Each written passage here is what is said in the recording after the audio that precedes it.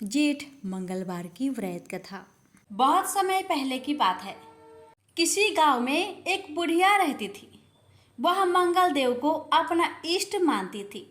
मंगलवार के दिन वह ना तो घर लिपती थी और ना ही धरती खोदा करती थी। हर मंगलवार को वह मंगल देव का व्रत रखती थी। उसका एक पुत्र था जो मंगलवार के दिन ही पैदा हुआ था, इसलिए वह उसे मांगलिया कहकर पुकारा करती थी। बुढ़िया की श्रद्धा देखकर स्वयं मंगल देव ने उसकी परीक्षा लेने की ठानी और साधु का भेष बनाकर उसके घर मंगलवार के दिन ही पहुंच गए। वह बुढ़िया से बोले कि मुझे भोजन बनाना है, तू थोड़ी सी धरती लीप दे तो मैं भोजन बना लूं।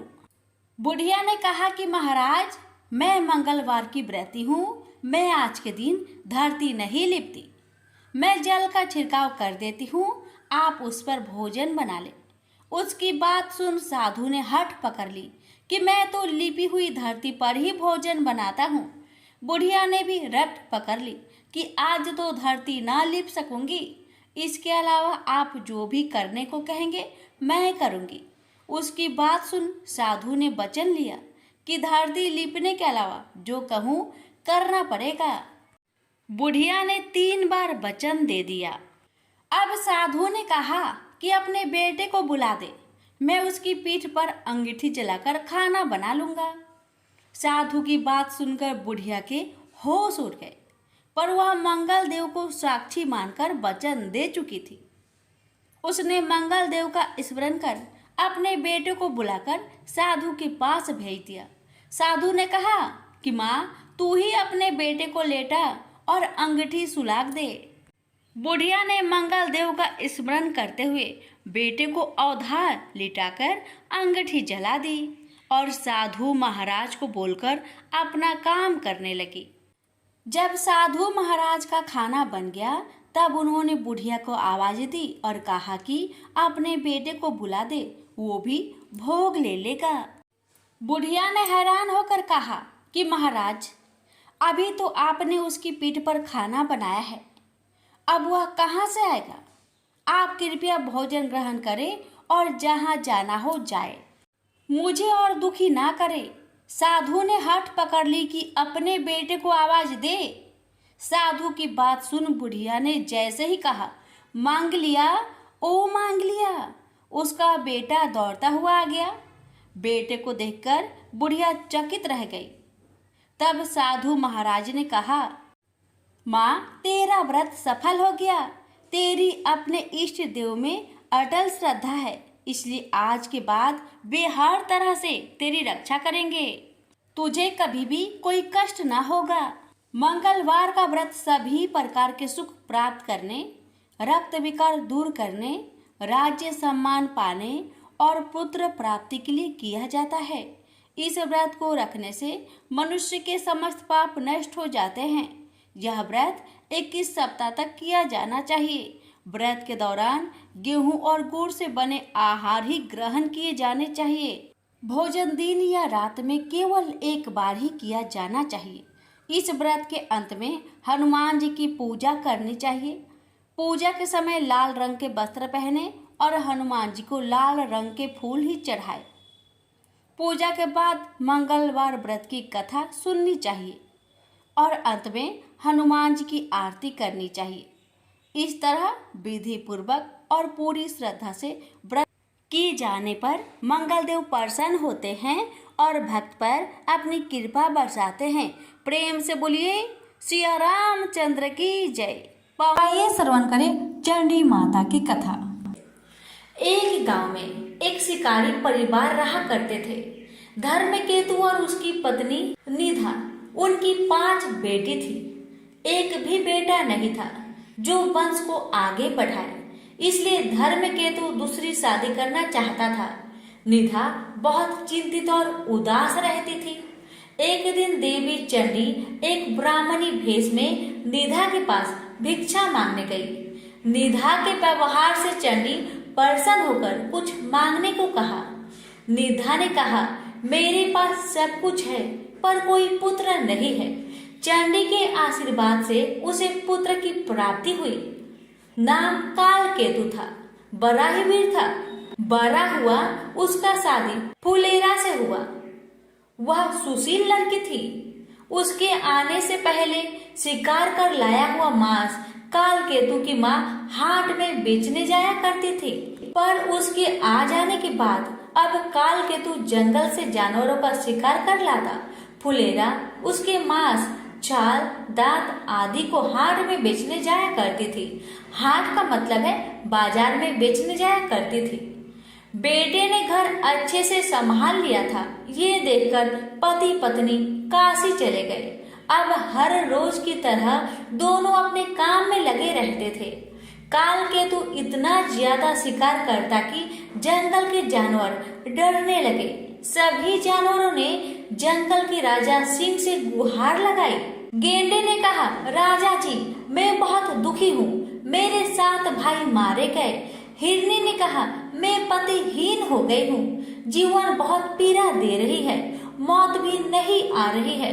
बंदर ने कहा, मैं वंश विहीन हो गया हूँ, काल केतु मेरे बच्चों को बांधकर बेच दिया। इसी तरह सभी जानवरों ने अपनी पीड़ा को राजा के सामने रखा। उन्होंने कहा, हम लोग आपके राज्य से कहीं और चले जाएंगे।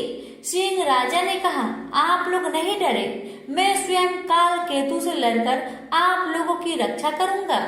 सिंह और काल केतु में युद्ध हुआ। सिंह भाग गया और काल केतु जीत गया। सभी जानवर अब देवी चंडी के पास पहुँचे और उनसे विनती किए, माँ, हमें काल केतु के हाथों से बचाओ, वह सभी जानवरों का शिकार कर रहा है, उससे छिपने का कोई जगह नहीं बचा है, हम कहाँ जाए माँ, हम क्या करें। तब चंडी माता ने सभी जानवरों को छुपा लिया और स्वयं एक सांप के रूप में बनकर जंगल के बीच में बैठ गई। उधर काल केतु जंगल में जानवरों का शिकार करने निकला तो उसे कोई जानवर नहीं मिला। वह चिंतित होने लगा। उसका जीवन तो बस जानवर पर ही टिका था।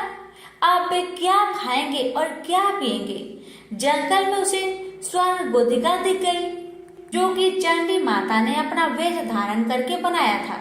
स्वर्ण गोधिका का देखना अब शकुन माना जाता है, इसलिए काल केतु को गुस्सा आया और आगे बढ़ गया। उसने पूरी जंगल छान मारी पर कोई जानवर नहीं मिला। उसका दिन बिगड़ गया। आते वक्त उसने फिर से स्वर्ण गोधिका को देखा। उसने उसे पकड़ लिया और गुस्से से कहा, आज तुम्हें ही जिंदा पकाकर खाऊंगा। जब काल केतु घर आया तो फुलेरा घर पर नहीं थी। पड़ोसी से पता चला वह बाजार गई है। काल केतु स्वर्ण गोधिका को रस्सी से बांधकर फुलेरा के पास पहुंचा। फुलेरा बोली, घर में खाने को कुछ नहीं है और ये बासी मांस कोई नहीं खरीद रहा है। काल केतु ने फुलेरा को पड़ोसी से शिवली फूल के बदले चावल उधार मांगने को कहा और कहा, घर पर स्वर्ण गोधिका है, उसे पका लेना। काल केतु बाजार में रहकर बासी मांस बेचने लगा और फुलेरा चावल लेकर घर पहुंची। घर में स्वर्ण गोधिका नहीं था, बल्कि एक 16 साल की सुंदर कन्या रस्सी से बंधी थी। फुलेरा उसे देखकर डर गई कि इतनी सुंदर कन्या यहाँ क्या कर रही है। उसने कहा, तुम कौन हो, यहाँ क्या कर रही हो। कन्या ने कहा, मैं ब्राह्मण कन्या हूँ, मैं जंगल बीच में बैठी थी तो तुम्हारे पति ने मुझे यहाँ लाया है। ये सुनकर उसे गुस्सा आया, ये सोचकर कि कहीं ये मेरी सौतन तो नहीं। पर शांत होकर बड़े प्यार से उसे काल केतु और अपना कष्टदायक जिंदगी के बारे में कहने लगी ताकि वह कन्या अपने घर चली जाए। पर कन्या मानने को तैयार नहीं हुई। फुलेरा काल केतु के पास बाजार पहुंची और बोली, आप किसे घर लाए हैं? एक सुंदर कन्या घर में है। काल केतु को विश्वास नहीं हुआ क्योंकि उसने एक स्वर्ण गोधिका रखी थी। वे दोनों तुरंत घर आए। काल केतु उसे देख हैरान हुआ और उसके बारे में पूछने लगा और बोला, यहाँ से चली जाओ। जब कन्या राजी नहीं हुई तो उसने अपना तीर धनुष निकाल लिया। उसकी बहादुरी देखकर कन्या ने कहा, मैं चंडी हूँ, तुम आज से शिकार करना छोड़ दो, मैं तुम्हें गुजरात का राजा बनाती हूँ। पर काल केतु को उसका यकीन नहीं हुआ। वह बोला, अगर तुम चंडी देवी हो तो तुम असली रूप में आओ। चंडी ने उसे महिषमर्दनी का रूप दिखाया। तब दोनों उनके चरण पर गिर गए। चंडी बोली, हर मंगलवार मेरी पूजा करो और लोगों में मेरी पूजा का प्रचार कराओ। चंडी उन्हें एक अंगूठी दी जिसका मूल्य 7 करोड़ था। फुलेरा बोली, माँ, गुजरात जंगल से भरा है, उसे काटने और शहर बनाने में ही सारा धन चला जाएगा। चंडी ने 7 सोने से भरा कलश दिया और वे कलश कैलाश पर्वत पर चली गई। काल केतु अंगूठी को बेचने के लिए शिव मुरारी के पास पहुंचा। वह काल केतु से हमेशा मांस उधार में लिया करता था, इसलिए उसे लगा कि काल केतु उधार का पैसा लेने आया है। वह अपनी पत्नी को बाहर भेजा और छिपकर सारी बातें सुनने लगा। काल केतु के कुछ बोलने से पहले ही उसकी पत्नी बोली, मुरारी घर पर नहीं है, उधार का पैसा कल दे देंगे। काल केतु बोला, आप पैसा कल दे देना, मैं तो ये अंगूठी तुड़वाने आया था, अब दूसरे दुकानदार के पास जाना पड़ेगा। इतना सुनकर मुरारी दौड़ते हुए आया और अंगूठी देखा और झूठ बोला कि ये अंगूठी पीतल का है। उसने सोचा झूठ बोलकर वह अंगूठी स्वयं हड़प लेगा। काल केतु ने सोचा कि अंगूठी देवी को ही लौटा देगा। रात में चंडी ने मुरारी को सपने में अंगूठी का उचित मूल्य देने को कहा। उसने दूसरे दिन काल केतु को 7 कोटि रुपए दिए। काल केतु गुजरात के जंगल को कटवाने के लिए मजदूर लगवाया। जंगल में बाघ के डर से मजदूर जंगल के अंदर जाने को तैयार नहीं हो रहे थे। तब काल केतु स्वयं जंगल जाकर बाघ से लड़ा और उसे मार डाला। जंगल काटकर गुजरात शहर बसाया गया, पर गुजरात राज्य में कोई प्रजा न थी। काल केतु ने चंडी से प्रार्थना की। तब उन्होंने इंद्रदेव तथा समुद्र की मदद से कलिंग राज्य में भारी बरसात करवाई। नद नदी में बाढ़ आ गई। लोग कलिंग से गुजरात भागकर आने लगे। इस तरह ब्राह्मण, कास्ट, मुस्लिम आदि अनेक जाति के लोग गुजरात में आकर रहने लगे। काल केतु राज्य को सही तरीके से चलाने के लिए अच्छी अच्छी नीतियां बनाई। राज्य में एक व्यक्ति भारुदत्त भी रहता था। उसने मीठी मीठी बातें कहकर काल केतु के दरबार में ऊंची पद हासिल कर ली थी। उसने सभी को तंग कर रखा था। वह सभी के सामान ले जाता पर पैसा नहीं देता था। उसके अत्याचार से सभी लोगों ने काल केतु से उसकी शिकायत की। काल केतु ने उसे सजा दिया। भारुदत्त को यह सहन नहीं हुआ और वह कलिंग राजा के पास काल केतु की शिकायत करने गया। भारुदत्त कलिंग राज के दरबार में पहुंचकर राजा से कहने लगा कि आपके रहते कोई और दूसरा राजा शासन कैसे कर सकता है। कलिंग राज ने उससे पूछा, कौन है? यदि तुम सच कह रहे हो तो दिखाओ हमें। भारुदत्त ने कलिंग राज के दूत को ये सब दिखाया। कलिंग राज ने काल केतु पर आक्रमण किया। दोनों के बीच भीषण युद्ध हुआ, पर काल केतु हार गया। उसे काल कोठरी में डाल दिया गया। रात को चंडी देवी ने कलिंग राज को सपने में दर्शन दी और बताई कि काल केतु को मैंने गुजरात का राजा बनाया है, उसे आजाद कर दो। उसी समय कलिंग राजा दौड़ते हुए आए और काल केतु को आजाद करवाए और उसे गुजरात का राजा बना दिया। भारुदत्त को सजा मिली। काल केतु खुशी खुशी अपना जीवन राज्य चलाने लगा। प्रेम से बोलिए चंडी मैया की जय। कथा अगर आपको अच्छी लगी हो तो कृपया करके वीडियो को लाइक करके और आगे सभी के पास शेयर अवश्य करें। तो प्रेम से बोलिए पांचों देवी माता की जय। माता रानी की कृपा आप पर, आपके परिवार पर, हम सब पर सदा बनी रहे। मंगला गौरी की व्रत कथा। मंगला गौरी व्रत की महिमा बहुत निराली है। सौभाग्यवती स्त्रियों के लिए यह व्रत अत्यंत आवश्यक है। इस दिन माँ पार्वती हर मनोकामना को पूर्ण करती है। घर में सुख समृद्धि के साथ पति और बच्चों की लंबी उम्र की कामना के लिए यह व्रत किया जाता है। तो आइए प्यारे भक्तों, हम श्रवण करेंगे माँ मंगला गौरी की व्रत कथा। कथा को बड़े ही श्रद्धा प्रसन्नचित मन से पूरा अवश्य सुनेगा और दूसरे भक्त के पास शेयर करना ना भूले। एक गांव में एक बुढ़िया माई रहती थी। बुढ़िया माई का एक बेटा था जिसका नाम भोला था। उसकी एक सुंदर पत्नी थी रूपा। भोला अपनी माँ का बहुत ख्याल रखता था। बहू भी बहुत सीधी थी, लेकिन बुढ़िया माई दिन रात बहू से झगड़ा करती रहती थी। एक दिन बुढ़िया माई ने घर आकर बताया, बहू सुन, मैं शिव जी के मंदिर से आ रही हूँ। वहाँ सब बातें कर रहे थे कि यदि सावन के सोमवार का व्रत कर अगले दिन मंगलवार को मंगला गौरी का व्रत किया जाए तो भोले बाबा और माँ पार्वती की कृपा से तुझे बेटा हो सकता है। तब रूपा ने कहा, लेकिन माँ जी, मैं तो कल केवल सोमवार का व्रत करती हूँ। ठीक है, अब आप कह रही हैं तो इस बार मैं दोनों व्रत करूंगी। बुढ़िया माई केवल उसे परेशान और भूखा रहने के लिए यह सब कह रही थी। उसने आगे कहा, अरे ऐसे व्रत नहीं करना है। दोनों दिन कुएं से 7 घड़े पानी शिवलिंग पर चढ़ाना है। रूपा यह सुनकर परेशान हो गई। उसने कहा, माँ जी, मैंने तो यह सब करते किसी को नहीं देखा। यह सुनकर बुढ़िया माई को क्रोध आ गया। उसने कहा, मैं झूठ बोल रही हूँ। यह केवल संतान प्राप्ति का उपाय है, तो तुझे करना ही पड़ेगा। यह सुन रूपा चुप हो जाती है। कुछ दिन बाद सावन शुरू हो जाता है।